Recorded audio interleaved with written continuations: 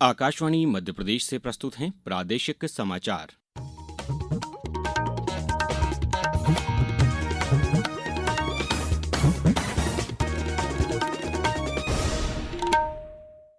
नमस्कार, समाचारों के साथ मैं अभिषेक कटियार। सबसे पहले इस बुलेटिन के मुख्य समाचार। राष्ट्रपति द्रौपदी मुर्मू आज गोरखपुर में गोरखनाथ आयुष विश्वविद्यालय का करेंगी उद्घाटन।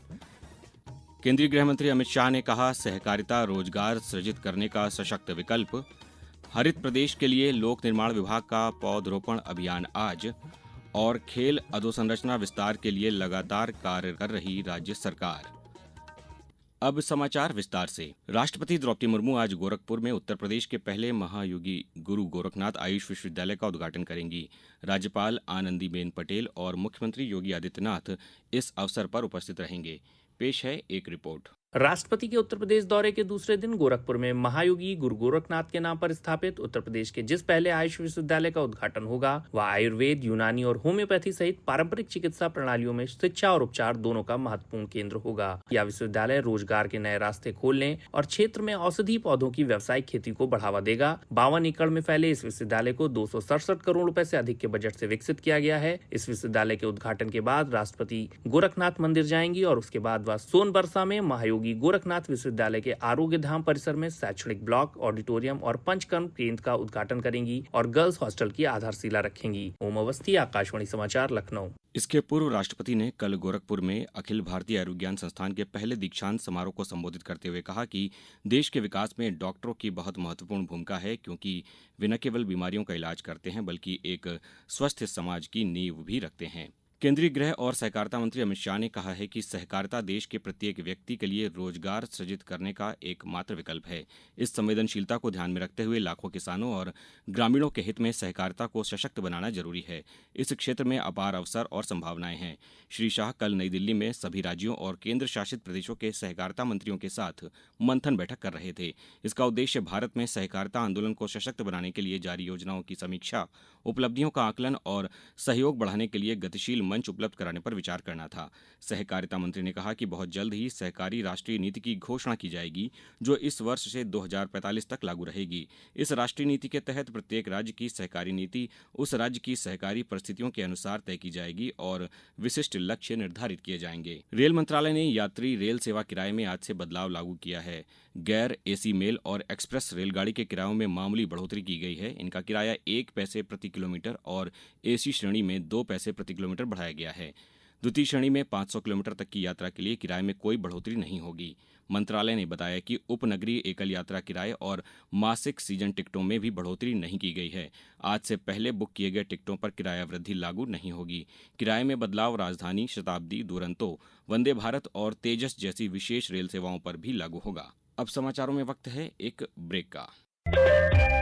ये समाचार आप आकाशवाणी मध्य प्रदेश से सुन रहे हैं। ये समाचार बुलेटिन YouTube पर Madhya Pradesh news All India Radio channel पर और फेसबुक के साथ ही X प्लेटफॉर्म पर AIR न्यूज भोपाल पेज पर सुने जा सकते हैं। इसके अलावा आप हमारी वेबसाइट newsonair.gov.in पर या न्यूज ऑन AIR ऐप पर भी समाचार सुन सकते हैं। समाचारों में पुनः आपका स्वागत है। प्रदेश में एक बगिया मां के नाम परियोजना के अंतर्गत फलदार पौधरोपण का कार्य किया जाएगा। ये अभियान 15 अगस्त से प्रारंभ होकर 15 सितंबर तक चलेगा। मुख्यमंत्री डॉ मोहन यादव ने इस संबंध में कहा कि प्रदेश में इस परियोजना के अंतर्गत मनरेगा के माध्यम से 30,000 से अधिक स्व सहायता समूह की पात्र महिलाओं की निजी भूमि पर 30 लाख से अधिक फलदार पौधे लगाए जाएंगे, जो महिलाओं की आर्थिक तरक्की का आधार बनेंगे। एक योजना और बनी है, जिस योजना के भरोसे से अपने घर के अंदर भी अपने खेत में 30,000 महिलाओं के लिए 30,000 एकड़ के निजी खेत के ऊपर एक बगिया माँ के नाम, जिसमें 900 करोड़ की लागत से 30 लाख पौधे रोपण कराते हुए 1 एकड़ की खेती में आप पौधे लगाओगे तो सरकार 2 लाख रुपया देगी, ताकि आपको फसल नहीं मिल रही है या आपको मुआवजा रहेगा। ये 900 करोड़ की राशि देकर करके घर घर बगीचे बनवाए जाएंगे। हरित मध्य प्रदेश की परिकल्पना को साकार करने की दिशा में लोक निर्माण विभाग द्वारा आज पूरे प्रदेश में एक साथ 1 लाख पौधों का रोपण किया जाएगा। अभियान का शुभारंभ भोपाल के लिंक रोड क्रमांक 1 स्थित चिनार उद्यान में सुबह 10 बजे लोक निर्माण मंत्री राकेश सिंह करेंगे। गौरतलब है कि हरित मध्यप्रदेश की कल्पना को साकार करने के लिए लोक निर्माण विभाग पूरी तरह प्रतिबद्ध है। एक दिन में 1 लाख पौधे लगाकर हम पर्यावरण संरक्षण की दिशा में एक ऐतिहासिक पहल करने जा रहे हैं। ये सिर्फ पौधरोपण नहीं बल्कि भावी पीढ़ियों के लिए स्वच्छ और सुरक्षित भविष्य देने का संकल्प है। मुख्यमंत्री डॉक्टर मोहन यादव ने कहा है कि राज्य सरकार प्रदेश में खेल अधोसंरचना विस्तार के लिए निरंतर कार्य कर रही है। खिलाड़ियों को उत्कृष्ट प्रशिक्षण के साथ साथ अन्य सहायता व प्रोत्साहन उपलब्ध करवाए जा रहे हैं। राज्य शासन मध्य प्रदेश ओलंपिक संघ को हर संभव सहयोग उपलब्ध कराने के लिए तत्पर है। उन्होंने कहा कि अंतर्राष्ट्रीय खेल प्रतियोगिताओं में मध्य प्रदेश की भागीदारी और उपलब्धियां बढ़ाने के उद्देश्य से राज्य सरकार खिलाड़ियों को हर संभव सहयोग दे रही है।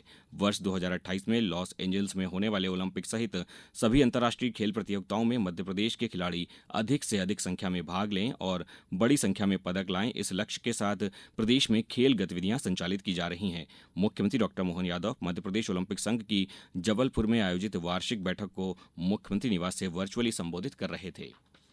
महिला बाल विकास मंत्री निर्मला भूरिया ने कहा है कि राज्य के पोषण स्तर में सुधार के लिए त्वरित एवं क्षेत्र विशेष की आवश्यकता अनुसार कार्य योजना बनाई जा रही है। मंत्री सुश्री भूरिया ने कहा कि पोषण ट्रैकर ऐप न केवल बच्चों के शारीरिक माप बल्कि बच्चों के कुपोषण की स्थिति में बौनापन, कम वजन की पहचान में भी सहायक है। इसकी सफलता इस बात पर निर्भर करती है कि निचले स्तर के अमले इस ऐप का उपयोग सही तरीके से कर रहे हैं या नहीं। इसके लिए आंगनबाड़ी कार्यकर्ताओं, सहायिकाओं, सुपरवाइजर सभी को तकनीकी प्रशिक्षण दिया जाना अनिवार्य है। श्रीमती भूरिया ने कल भोपाल में आयोजित कार्यशाला को संबोधित करते हुए ये बातें कही। कौशल विकास एवं रोजगार राज्य मंत्री गौतम टेटवाल ने उज्जैन स्थित शासकीय संभागीय औद्योगिक प्रशिक्षण संस्थान में सीमेंस कंपनी के CSR फंड से निर्मित अत्याधुनिक लैब का उद्घाटन किया। मंत्री श्री टेटवाल ने कहा कि ITI के माध्यम से छात्र छात्राओं को सभी अत्याधुनिक ट्रेड के प्रशिक्षण दिए जाएंगे, जिससे विद्यार्थी स्वरोजगार स्थापित कर समर्थ भारत के निर्माण में अपना योगदान दे सकें। अब कुछ समाचार संक्षेप में। प्रदेश भाजपा अध्यक्ष के निर्वाचन की प्रक्रिया आज से प्रारंभ हो रही है। मंत्रालय के समक्ष स्थित वल्लभ भाई पटेल पार्क में राष्ट्रगीत वंदे मातरम एवं राष्ट्रगान जनगण मन का गायन आज प्रातः 10:15 बजे किया जाएगा। शिवपुरी जिले में कलेक्टर ने खाद वितरण की समीक्षा करते हुए अधिकारियों को समय पर खाद वितरण करने के निर्देश दिए हैं। भोपाल के राजा भोज एयरपोर्ट पर कई उड़ानों के शेड्यूल में परिवर्तन किया गया है। शासकीय पॉलिटेक्निक महाविद्यालय झाबुआ में एकलव्य योजना के अंतर्गत शैक्षणिक सत्र 2025-26 के लिए संस्था स्तर की पहली काउंसलिंग कल होगी। इंदौर जिले में युवा संगम कार्यक्रम के अंतर्गत रोजगार मेला 7 जुलाई को औद्योगिक प्रशिक्षण संस्थान नंदानगर में आयोजित किया जाएगा। निवाड़ी कलेक्टर ने राहगीर योजना एवं कैशलेस उपचार योजना की जानकारी जन जन तक पहुंचाने के निर्देश सड़क सुरक्षा समिति की बैठक में दिए। और बैतूल जिले में खाद की उपलब्धता एवं पारदर्शी वितरण सुनिश्चित करने के लिए कलेक्टर ने कल जिले की निजी खाद दुकानों का औचक निरीक्षण किया। अंत में मुख्य समाचार एक बार फिर। राष्ट्रपति द्रौपदी मुर्मू आज गोरखपुर में गोरखनाथ आयुष विश्वविद्यालय का करेंगी उद्घाटन। केंद्रीय गृहमंत्री अमित शाह ने कहा, सहकारिता रोजगार सृजित करने का सशक्त विकल्प। हरित प्रदेश के लिए लोक निर्माण विभाग का पौधरोपण अभियान आज। और खेल अधोसंरचना विस्तार के लिए लगातार कार्य कर रही राज्य सरकार। इस बुलेटिन में बस इतना ही। अगला बुलेटिन दोपहर 2:10 पर। नमस्कार।